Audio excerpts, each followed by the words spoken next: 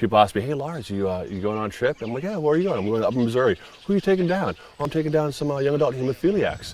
And their first comment, probably 9 out of 10, like, were you going to rip out the bubble wrap and keep all the sharp objects away? And I just laughed it off like, hey, yeah, I guess, But my perception completely changed on this trip. And the man like, these guys are strong. These guys are brave. These guys are, everything and anything that I want to aim to be, And they're making it work for them, not against them.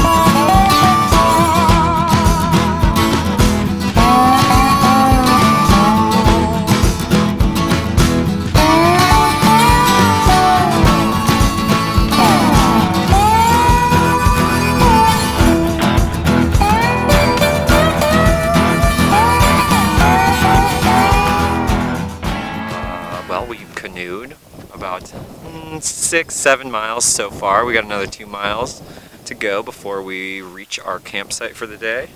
And then we got some activities down there, and from there, campfire, sleep, do it again. Who's the leader of today?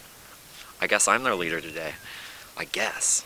So, How's that been? It's been okay. Being the leader is not too much work. You're limited in terms of the scope of the position. It can be handled by all. So, even me.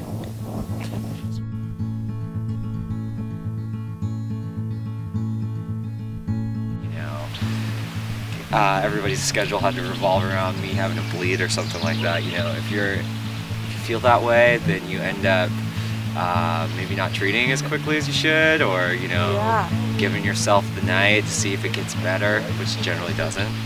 So it's really good to do it yourself and then take on that responsibility.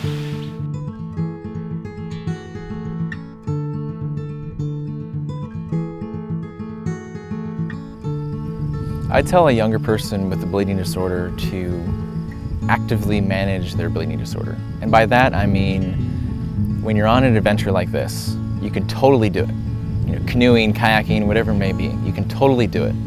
But you also need to be safe. If you're rock climbing, wear a helmet. If you're canoeing, do your infusion before you get out on the water.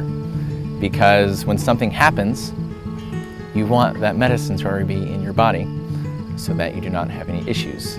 I had to learn that the hard way growing up.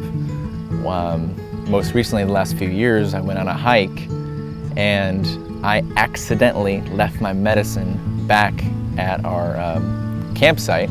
By the time we got back from the hike, my ankle was toast. It was done.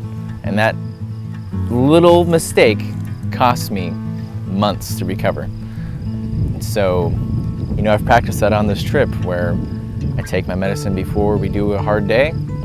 I'm fine. I'm not even sore. I'm not sure what it's like to be a normal person without hemophilia, but right now I feel like that's what one would feel like. And I think that's what I would tell someone younger than me that has hemophilia. Just protect your body and don't wait until something happens, because then it's too late.